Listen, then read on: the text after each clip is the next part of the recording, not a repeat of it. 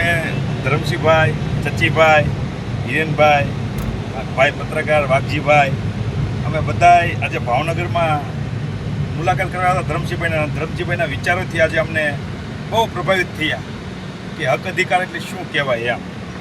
અને જે અત્યારે 10-15 વર્ષથી જે મહેનત કરે છે, આજે અમને આનંદ થયો. આજે લગભગ અમે 15-20 મિનિટનો ટાઈમ લઈને આવ્યા હતા પેલી મુલાકાતે, પણ અમે આજે લગભગ 2 કલાક વહી ગઈ. અને આજે અમને કહે છે કે ચાલો આપણે જમવા જઈએ, અને અમે બધાય સાથે જમવા જઈએ છીએ. અને મને એવું છે કે ગમે ત્યારે તમે અટવાઓ કાયદાકીય રીતે તો એક ફેર ધરમસિંહભાઈના વિચારોથી ધરમસિંહભાઈની એક મુલાકાત કરી લેવી. કારણ કે ઘણા લોકો હેરાન થાય છે, ત્યારે આપણને એવું લાગે છે. શું ધરમસિંહભાઈ, તમે યુવાનોને શું સંદેશ દેવા માંગો છો? જય કોળી સમાજ. આજના યુવાનો ખરેખર ડરપોક એટલે છે કે ખરેખર કાયદો જાણતા નથી. જે બાબા સાહેબે સંવિધાનમાં ભારતના દરેક નાગરિકોને એક કાયદો આપ્યો છે. જો તમે કાયદો ખરેખર ઇસ્તેમાલ કરતા શીખ જાઓ તો કોઈના બાપથી પીવાની જરૂર નથી. અને કાયદો આપણા માટે છે, નાલાયક લોકો માટે નથી. તો સંવિધાન શું છે, સંવિધાન કોના માટે લખવામાં આવે છે, સંવિધાન નહોતું ત્યારે આપણી પર શું તકલીફો હતી, કોણ આપણી પર અત્યાચાર કરતા, કોણ અન્યાય કરતું હતું.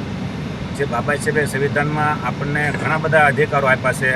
વાણી સ્વતંત્રના આપ્યા છે, સંગઠન બનાવીને અત્યાચાર એને અમે લડવાનો આપ્યા છે, જે શોષણ થાય એને મેં લડવાના આપ્યા છે, જે આપણા ભાગની નોકરીઓ છે, અધિકારો છે, 360 આર્ટિકલ કે જેની વસ્તી એટલું નોકરી શિક્ષણનો ભાગ, એવા અનેક પ્રકારના અધિકારો આપ્યા છે. અને ખાસ કરીને જે બાબા સાહેબે હિન્દુ કોડ બિલ લાવીને જે સ્ત્રીઓને સમાનતાના અધિકારો આપ્યા છે, કે હિન્દુ કોડ બિલ એટલે કે જે આ દેશની મહિલાઓ દરેક બાબતમાં એનું શોષણ થતું હતું, એને ભણવાનો અધિકાર નહોતો, અને કોઈ પણ નોકરી કરવાનો અધિકાર નહોતો, કોઈ કલેક્ટર કે આઈજી જજ બનવાનો અધિકાર નહોતો.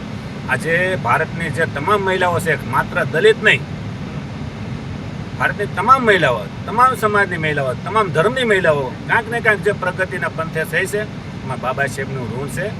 બાબા સાહેબે ખરેખર જો હિન્દુ કોડ બિલ ન લાવ્યા તો આજે ઇન્દિરાબેન પણ કલેક્ટરના વડાપ્રધાનના બન્યા, આનંદીબેન પણ મુખ્યમંત્રીના બન્યા. એટલે થેન્ક્સ બાબા સાહેબ છે. જય ભીમ, જય સંવિધાન, વંદે માતરમ, ભારત માતા કી જય.